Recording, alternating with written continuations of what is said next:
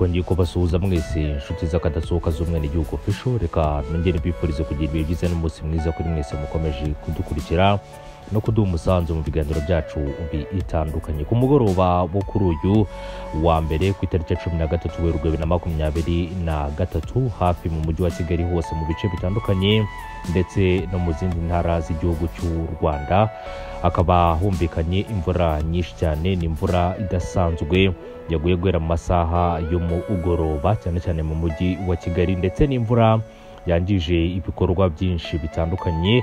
Nubwo hataramenyekana umubare w'ibyangiritse, abantu baba bahitanywe n'iyi mvura ndetse n'ibindi bikorwa remezo bitandukanye byaba byangijwe n'iyi mvura. Gusa n'imvura uko bigaragara yaguye mu bice bitandukanye ndetse naho yagiye igwa ahenshi hakaba hagize ibyangirika. Inshuti rero z'akadasohoka z'umwe n'igihugu official, ahangaha twabashije kugera ni mu rugo rumwe mu bakora ibiganiro ku mwe n'igihugu official, akaba ari na Ganzo Aime Desire, ndetse tukaba twageze mu masaha y'umugoroba ahagana ku isaha y'isambiri z'umugoroba wo kuri uyu wa mbere.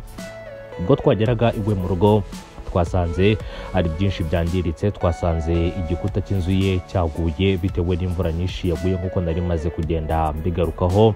Amazi yari yinjiye mu nzu, ubona barimo barakora ibishoboka byose kugira ngo babashe gusohora aya mazi mu nzu, ndetse hari impungenge zikomeye cyane z'uburyo ibi byose biri buze gukorwamo muri iri joro, kubera ko imvura yaguye mu masaha iyo umugoroba. Twageze kugira ngo tumuhe umusada turebe icyakorwa kugira ngo ibintu byose byongereye gusubizwa ku murongo, nk'uko ayo mashusho yawe arimo arabikwereka. Ni amashusho agaragaza uko hari hameze cyane cyane ubwo imvura yari imaze gusa n'icogora. Twaje mu masaha y'umugoroba kugira ngo turebe icyakorwa, kugira ngo turebe ubufasha dushobora kuba twaha mugenzi wacu mu kurebera hamwe uburyo twasubiza ibintu uko umurongo. Nkwibutse ko na Ganzo Aime Desire atuye mu mujyi wa Kigali mu karere ka Gasabo, akaba ariho atuye we n'umuryango we.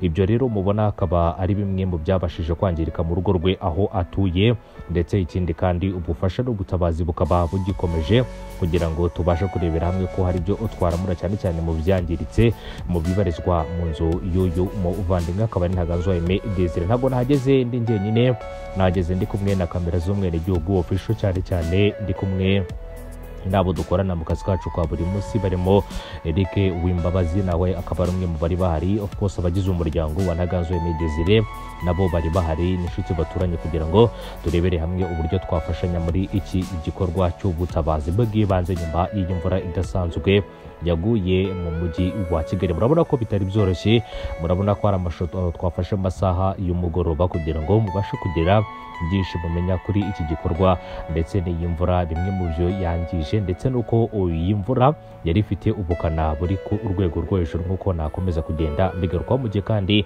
tugitegereje no kumenya byinshi bitandukanye mu byangiritse, cyane cyane byangijwe n'iyi mvura mu gihugu hose, yaba mu mujyi wa Kigali ndetse no mu zindi ntara zitandukanye z'igihugu cy'u Rwanda. Murakomeza mureba aya mashusho, ariko tunababwira ko umwe n'igihugu official uhari ku bwanyu, ndetse namwe kandi tukaba twizeye neza ko ubufasha bwanyu n'inkunga yanyu ari igikorwa gikomeye cyane cyane mu gukomeza gufashanya nk'abanyarwanda no kurebera hamwe icyaduteza imbere muri rusange. Murakoze cyane.